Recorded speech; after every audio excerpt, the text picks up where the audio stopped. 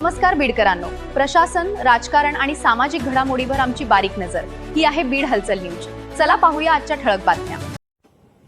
तोईत खान प्रकरणातील आरोपीची धिंड काढली तेव्हा आरोपी हसत होता.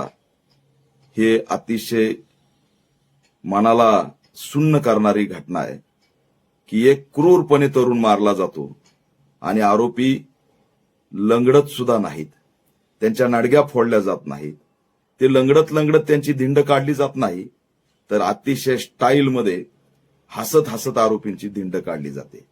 काय संदेश देताय? कुणाला भयभीत करताय? याला तपास म्हणायचं? परळी पोलीस या घटनेत कोणताही न्याय देऊ शकत नाही हे आरोपीच्या हसण्यावरून सिद्ध होतंय. तुम्ही त्याला फोडलं असतं तर तो लंगडत आला असता, आणि लंगडत आला असता तर या इतर जे काही गुन्हेगार आहेत त्यांच्यावरती दहशत बसली असती. ही आरोपीचं हसणं गुन्हेगारीचं उदातीकरण करण्यासारखं आहे. पोलिसांचा धाक नसल्याचं सगळ्यात मोठं उदाहरण म्हणजे तोहित खानचा आरोपी हसतोय. तो हसतोय या महाराष्ट्रातल्या पोलिसांच्या अकार्यक्षमतेवरती.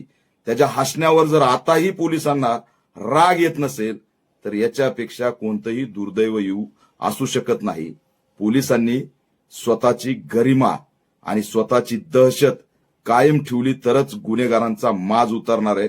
अपेक्षा करतो की पुन्हा एकदा परळीच्या या तोहित खान प्रकरणातील गुन्हेगारांना रस्त्यावर आणा. ते लंगडत चालले पाहिजेत, त्यांना ठोकून काढा आणि खरा तपास करा. यांच्या मागे 8 ते 10 लोक आहेत, त्यांना उचला, सत्य समोर आणा, प्रकरण दाबू नका.